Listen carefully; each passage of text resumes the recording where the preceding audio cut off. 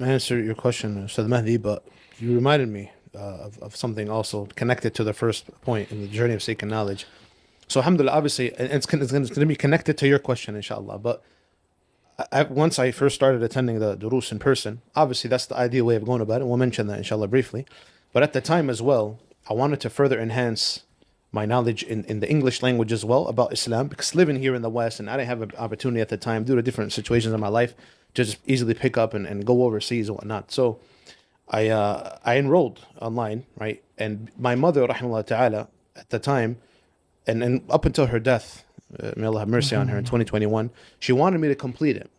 And I'm not going to get into the specifics of the that institution itself, because there's just later on come to find out there are certain things, and I wouldn't advise any random person with the average person. You have to know their level and so on. But because she was pushing me towards finishing it up and studying and continuing and pursuing my path of education, the academia part in that regard, since I was fully committed to it at the time. That's one of the things, fadlillahi azza wa jal, thumma, by my mother, rahmatullahi ta'ala's support at the time too, caused me to just, khalas, it motivated me and pushed me towards completing that goal. Wallah alhamd. The academia part, degree in that part. Yeah. So now moving on to your actual question of what advice do we have seeking knowledge in the West? Look, Akhi Kareem, obviously I say this to all the brothers that actually inquire about this. Ideally, seeking knowledge, traveling for knowledge is the ideal way. It's from the way of the Salaf and the ulama and the scholars, no doubt. Like actually picking up and going. Let's say if you go overseas, this narrows your focus on knowledge itself. That you're there for that purpose. So when you're traveling and you're leaving your dunya behind, let's say in the West, and going overseas, wherever Muslim country it is, where there are ulama, alhamdulillah, there are many of them. You're there, you're tailoring your atmosphere there for the knowledge itself only. So here in the West, it's not impossible. We'll get to inshallah it's easier than ever now to seek knowledge wherever you are. But here we have so many distractions. You have a job to work, you have a family to provide for, you have all these different errands to take care of, and so on and so forth.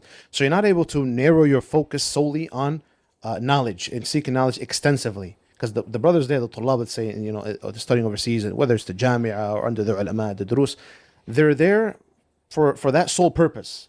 And everything else, for the most part, is taken care of. Some brothers, obviously, they have to go out and work and seek sustenance there. But let's say if you're studying in the jamia there, in Medina, for instance, I'll give that as an example. They could solely focus. It's like, I would say, a shortcut to knowledge. Not a shortcut in kind of cutting corners, but you're spending more time extensively with the ulama, with the people of knowledge in the area. And that's the reason you're there for. But as for here, you could still, of course, seek knowledge here, ideally by attending durus in person. There's a alim or a talib ilm mutamakkin, senior student of knowledge, and so on, and benefit from them directly. But at the same time, there may be some impediments in your way in terms of time restrictions, in terms of things that come up and arise for your job, family, errands, whatever the case may be. There's just so much more impediments and distractions in the West versus the ideal situation of traveling for knowledge and solely seeking knowledge there. So, in brief, before I hand it over to Ustad Talha, in the West, what you want to, of course, after seeking Allah Azza wa Jall's assistance, وَاسْتَعِنْ بِاللَّهِ وَلَا تَعْجِزْ أو وَلَا تَعْجِزْ, seek assistance in Allah Azza wa Jalla, and do not become lazy or lethargic or have anything hold you back, and focus on what you're able to achieve. As they say, as Umar radiallahu anhu said, مَنْ بُورِكَ لَهُ فِي شَيْءٍ فَلْيَلْزَمُ. If Allah Azza wa Jalla blessed you with the ability to seek knowledge where you're at now and benefit where you're at now, then continue upon that path. And remember that the Prophet ﷺ said, من سلك طريقا يلتمس فيه علما سهل الله له به طريقا إلى الجنة. هنا الشاهد هنا من سلك طريقا. Ibn Uthaymin رحمه الله تعالى mentioned الطريق, the path to knowledge. Whoever traverses a path to seek knowledge, Allah will make a path to Jannah easy for him. The one on hadith, the path to knowledge is either hissi or ma'nawi. It's either tangible, where you're actually leaving and you're traveling and you're using the physical strength you have to go and learn under a teacher, or you're actually ma'nami, in the sense that it's non-tangible, where you're benefiting from merely reading a book. You're in the comfort of your own home, you're sitting, you're reading the sharh of a alim, of a scholar on a certain matter. This is also a form of seeking knowledge. A person can benefit tremendously, although the ideal way, and the ulama always advise with a beginner student knowledge, to seek knowledge directly from a sheikh. Because as they say also, man kana shaykhuhu kitabu, kana khata'uhu akthar min sawabu. Whoever's sheikh is merely just his book, then he will inevitably fall into more error than being correct. And subhanAllah, al-asaf, sadly, we witnessed that happen over the years with some people where they just solely focused on the books of the Salaf, which of course we should refer back to.